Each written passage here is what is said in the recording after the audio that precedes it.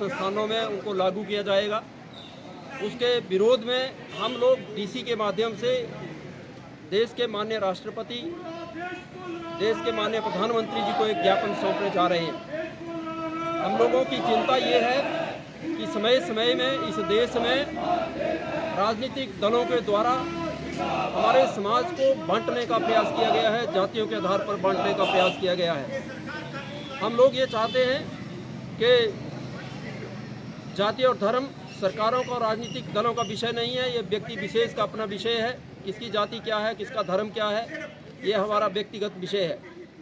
सरकारें हमें सरकारी तौर पर सरकारी रिकॉर्ड में जातियों को लिखना बंद कर दें, जातियों के आधार पर भेदभाव सरकारें करना बंद कर दें। इस देश की एकता को और अखंडता को इस वजह से भारी खतरा पैदा हो रहा है। मैं यूजीसी के नियमों के बारे में कहना चाहता हूँ। हमारे शिक्षण संस्थानों में पहले ही बहुत बड़ा भेदभाव ये सरकारें कर रही हैं, जहाँ रिजर्व कैटेगरी के बच्चों से एक साल की 1-1 लाख रुपए फीस जमा करवाई जाती है। चाहे वो स्वर्ण समाज का बच्चा किसी गरीब किसान का हो, मजदूर का हो, किसी दुकानदार का हो, वो लाखों रुपए दे रहा है। और आरक्षित वर्ग का जो बच्चा है उसमें 8 और 10 हज़ार हमने जानकारी मिली है। ये रिकॉर्ड के आधार पर मैं कह रहा हूँ 8-8 हज़ार रुपये साल की फीसें दे रहे हैं। ये बहुत बड़ा भेदभाव हमारे सामान्य वर्ग के साथ हो रहा है, समाज के स्वर्ण समाज के साथ हो रहा है। अभी जो गाइडलाइंस जारी हुई हैं इसमें हमारे बच्चों को साफ तरीके से दोषी ही घोषित कर दिया गया है, क्योंकि जो भी वहाँ निर्णय करने वाली कमेटी बनेगी, जो सुपरविजन करने वाली कमेटी बनेगी, उसमें SC, ST, OBC और महिलाओं के प्रतिनिधि तो होंगे, लेकिन सामान्य वर्ग का प्रतिनिधि वहाँ नहीं होगा।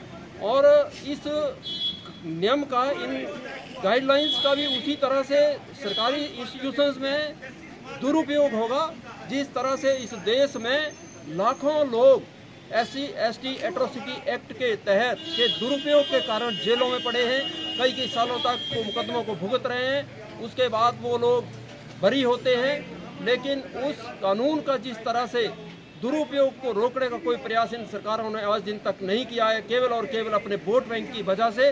उसी तरह के सरकारी इंस्टीट्यूशनों में भी हमारे बच्चे, हमारे देश का भविष्य, हमारे देश का ये वर्तमान जो युवा पीढ़ी है, ये डिप्रेशन में जाएगी। वहाँ जातीय भेदभाव बढ़ेंगे और वहाँ जो एकता, स्टूडेंट्स की जो एकता और अखंडता है, उसको भी खतरा पैदा होने वाला है। जोगिंदर जी, आगे क्या रणनीति रहेगी, क्योंकि सरकार की तरफ से अगर ये अपनाया जाता है तो क्या रणनीति रहेगी महासभा? हम लोग बड़े स्पष्ट तौर पर कहना चाहते हैं कि हम लोग अब उठे हैं, हमीरपुर समाज के साथ है, लेकिन अगर फिर भी सरकारें नहीं जागती, हमारे राजनीतिक तंत्र नहीं जागता है, तो हमीरपुर जिला मैं ये गारंटी के साथ कह रहा हूँ नेतृत्व करेगा, सरकारों को और राजनीतिक दलों को घुटने टेकने के लिए मजबूर करेंगे।